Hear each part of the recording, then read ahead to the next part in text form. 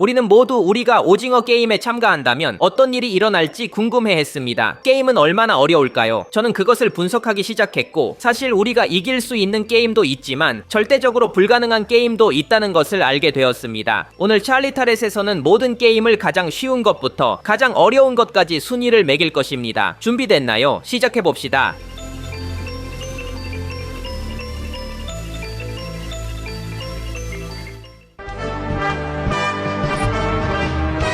가장 쉬운 게임들부터 시작해보겠습니다. 여기에는 인형 게임을 포함합니다. 이 게임은 시리즈에서 가장 유명한 게임 중 하나로 기본적으로 허락된 시간에만 움직이는 게임입니다. 저는 이 게임을 단순하고 생존하기 쉬운 게임이기 때문에 이 수준에 포함시켰습니다. 조심스럽고 서두르지 않게 움직이기만 하면 됩니다. 시리즈에서는 이 게임이 많은 사망자를 초래하지만 이는 플레이어들이 아무 정보 없이 게임에 참여했기 때문입니다. 아무도 이 게임이 생사에 관련된 것이라고 생각하지 않아서 인형이 그들을 놀라게 한 것입니다. 여기 중요한 사실이 있습니다. 시즌 1에서 기훈이 이 게임에 참여했을 때 201명만 생존했습니다. 하지만 시즌 2에서는 365명이 생존했는데 거의 2배나 됩니다. 더 많은 사람이 새로운 시즌에서 생존한 이유는 기훈이 그들에게 정보를 제공했기 때문입니다. 따라서 누구든 신중하고 인내심만 있다면 이길 수 있는 게임입니다.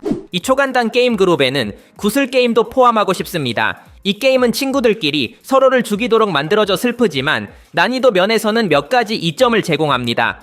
조직은 단순히 구슬로 게임을 하라고 명령하지만 원하는 게임을 선택할 수 있게 해줍니다. 그래서 자신이 잘하는 게임을 고를 수 있습니다. 이 게임은 모두에게 꽤 공정합니다. 매우 숙련된 상대와 맞붙더라도 경기 도중에 게임을 변경할 수 있습니다. 시즌 1에서 플레이어 101이 이렇게 했습니다. 처음에는 지고 있었지만 결국 게임을 바꿔달라고 요청했고 덕분에 승리할 수 있었습니다.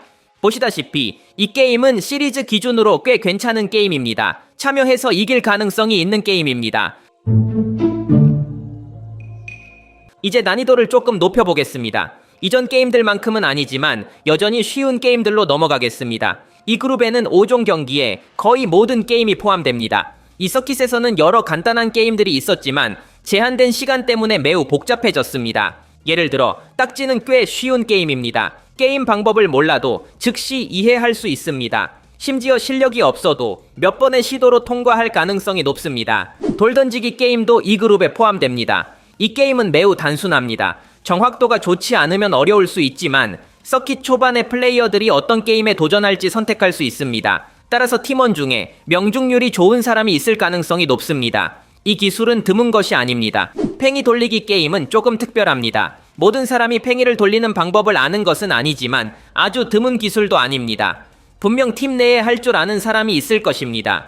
이 게임은 쉽지만 시간 때문에 매우 어려워집니다. 팽이 게임에서 두세 번 실패하면 다른 게임에서 잘했더라도 이미 패배한 것입니다. 제기 게임도 꽤 간단합니다. 이 게임은 물체를 공중으로 5번 차는 것을 포함합니다. 매우 간단하지만 다른 게임들처럼 팀이 충분한 시간을 남기지 않았다면 매우 복잡해집니다. 이제 중간 난이도 게임으로 넘어가 보겠습니다. 여기에는 완수 확률이 50%인 게임들이 있습니다. 예를 들어 회전 목마 게임이 있습니다. 이 게임은 조직이 요구하는 숫자에 맞는 그룹으로만 방에 숨는 것을 요구합니다. 게임이 어려워지는 이유는 방이 제한적이고 서두르지 않으면 다른 사람이 방을 차지하기 때문입니다. 이 게임은 다른 사람들에게 크게 의존하기 때문에 어렵습니다. 다른 플레이어가 당신을 그룹에 포함시키도록 선택해야 합니다. 아무리 강하거나 똑똑하더라도 아무도 당신을 도와주지 않으면 끝입니다. 게다가 이 게임은 팀원들 간의 배신이 흔합니다. 시간 요인이 어떤 전략도 망가뜨립니다. 목소리가 숫자를 부르면 몇 초 안에 뛰어야 합니다. 모든 것이 본능적으로 이루어지므로 친구들과 공정한 계획을 세울 방법이 없습니다. 운이 많이 관여되기 때문에 이 게임을 이길 확률은 무작위적입니다. 참고로 만약 내성적이라면 이미 졌습니다. 여기에서 살아남으려면 이전 게임들에서 친구를 사귀었어야 합니다. 그룹이 필요합니다. 이 경쟁에서 좋은 팀원이 없다면 가장 먼저 탈락할 것입니다. 중간 난이도 카테고리에는 오징어 게임도 포함합니다. 우리는 이 게임을 지난 시즌에서 기훈과 상우의 최종 대결에서 보았습니다. 기본적으로 한 사람과의 치명적인 전투로 요약됩니다. 몇 가지 규칙이 있긴 하지만 거의 상징적입니다. 현실적으로는 상대를 죽여야 이길 수 있습니다. 이 게임은 과학적인 것이 많이 필요하지 않습니다. 저는 이것을 공정하고 균형 잡힌 게임으로 여겨 중간 난이도로 분류했습니다.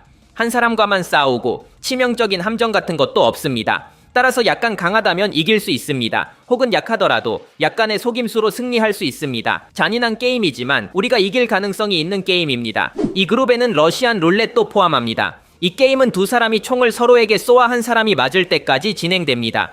게임은 전적으로 운에 의존하기 때문에 이길 확률이 50%입니다. 작동하는 전략이 없습니다. 하지만 상대도 같은 조건에 있기 때문에 너무 불공평하지 않습니다. 운에 기반한 게임이기 때문에 기술이 없어도 이길 가능성이 있습니다. 이 그룹에는 가위바위보 빼기 게임도 포함합니다. 이 게임은 리크루터가 만든 또 다른 게임입니다. 기본적으로 약간의 난이도가 추가된 가위바위보입니다. 러시안 룰렛처럼 이 게임은 전략적 옵션이 없습니다. 전적으로 운에 달려 있습니다. 이 그룹의 마지막으로 줄다리기 게임을 이야기하고 싶습니다. 이 테스트는 작동 방식에서 큰 복잡성이 없습니다. 각 팀은 전력을 다해 자기 쪽으로 줄을 당깁니다. 저는 이 게임을 팀에 전적으로 의존하기 때문에 중간 난이도로 분류했습니다. 시리즈에서는 어떤 게임이 올지 절대 말해주지 않으므로 준비할 방법이 없습니다. 만약 나쁜 팀을 선택했다면 당신이 아무리 강해도 질 것입니다. 그리고 좋은 팀을 선택했다면 당신이 매우 약해도 이길 것입니다.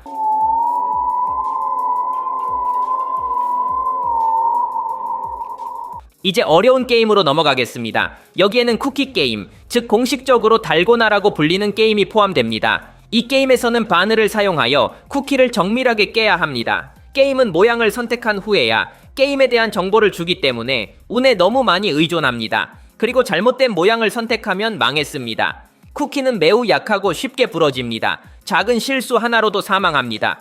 물론 쿠키를 핥는 트릭을 사용하면 이 게임을 쉽게 이길 수 있습니다. 하지만 이는 예외적인 경우였습니다. 기훈은 기적적으로 이 기술을 발견했습니다.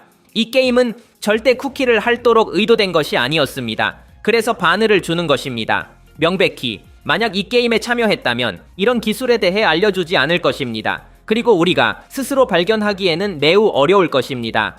공기에 대해 이야기해봅시다. 이 게임은 5종 경기에서 등장했으며 서킷에서 가장 복잡한 게임입니다. 여기서는 5개의 플라스틱 조각을 매우 능숙하게 다뤄야 합니다. 게임의 난이도는 매우 특정한 기술이 필요하다는 점에 있습니다. 이 테스트를 이해하려면 한국에서 태어났어야 합니다. 그렇지 않으면 조각을 어떻게 잡아야 할지조차 모를 것입니다. 이 게임은 단순히 돌 하나를 다른 돌에 던지는 것과는 다릅니다. 누구나 그것을 이해할 수 있습니다. 공기는 특정한 기술 동작이 필요하며 게임을 숙달한 사람만이 수행할 수 있습니다. 우리 중 거의 아무도 이 게임에 대해 몰랐습니다. 지금 당장 이 게임을 하라고 해도 50번을 시도해도 이기지 못할 것입니다. 게다가 5종 경기에서는 시간이 많지 않습니다. 공기는 많은 시행착오가 필요한 게임입니다. 어느 부분에서 실수를 하든 처음부터 다시 시작해야 합니다. 5종 경기에서 플레이어를 좌절시키기에 완벽한 게임입니다.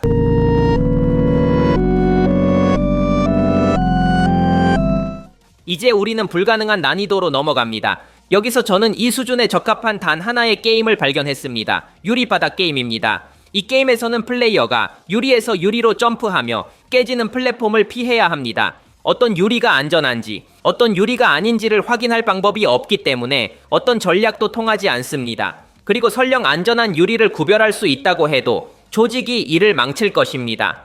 실제로 시즌 1에서 한 남자가 유리 공장에서 일했던 경험 덕분에 유리를 구별할 수 있었을 때 조직은 불을 꺼서 그의 전략을 망쳤습니다. 하지만 가장 큰 어려움은 당신이 게임을 플레이하는 순서에 완전히 의존한다는 점에 있습니다.